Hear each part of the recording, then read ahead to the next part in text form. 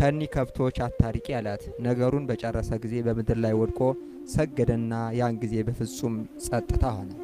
ያ ሰው ይህን ድንቅ ነገር ተአምር ባየ ጊዜ የተመሰገነ እግዚአብሔርን አመሰገነው። የይቅርታ እናት የመንፈስ ቅዱስ ማደሪያ በድንጋሌ ሥጋ በድንጋሌ ነፍስ የጸናች ክብርት እመቤታችንም ማርያምሃ የምትባል ማርያም እመቤታችንም አመሰገናት። ከዚያም በኋላ እመቤታችን ተገልጣ ይህን ያህል ልትደክም ለምን ትወዳለህ? እኔ እስከዚህ ዓለም ድካም አርፈ ከኔ ጋር ትኖር ዘንድ ልወስድህ ወዳለሁ አለችው። እመቤቴ ሆይ እስከ መቼ ድረስ ትወስጂኛለሽ? አላት።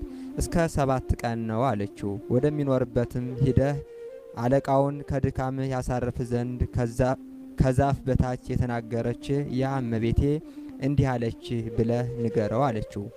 ያ ሰው ወደ ገዳም ሄደና መነኮሳት አይተው ስለምን መጣህ? እንስሳትህስ እንደምን ተውካቸው? አሉት። ከመምህሩ ዘንድ ነገር አለኝ አላቸው። ከመምህር ዘንድ ምን ትሻለህ? ልትነግረስ ከወደድህ ለመነኮሳት ንገራቸው እንጂ ብለው ጠየቁት። ለመምህር ነው እንጂ ለሌላ አልናገርም አለ።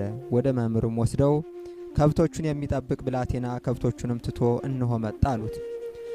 መምህሩም ከማደሪያው ወጥቶ ከብቶቹን የሚጠብቀውን ተናገረው። ከብቶች የሚጠብቀው ለገዳሙ መምህር ሰገደና አምላክን የወለደች እመቤታችን ያደረገችለትን ሁሉ ነገረው። ከዛፍ በታች የነገረችው ምልክት ነገረው። የገዳሙ መምህርም ከላሞቹ ጠባቂ አፍ ይህንን የነገር ምልክት በሰማ ጊዜ ከኖላዊ እግር በታች ወድቆ ሰገደ። ወደ ማደሪያውም ወስዶ ነጭ ሐር ምንጣፍ አነጠፈለት። ያገለግለውም ያከብረውም ነበር። እስከ 7 ቀን ድረስ ስለሱ ወደ እግዚአብሔር ይለምንለት ዘንድ ለመነው። 7ም ቀን በተፈጸመ ጊዜ መምህሩ መነኮሳቱ ስራቸውን ትተው ይባርካቸው ዘንድ በአንድነት እንዲሰበሰቡ አዘዛቸው። ከዚህም በኋላ መምህሩ ለመነኮሳቱ ሁሉ ይጸልይላቸው ዘንድ ላሞቹን የሚጠብቀውን ለመነው።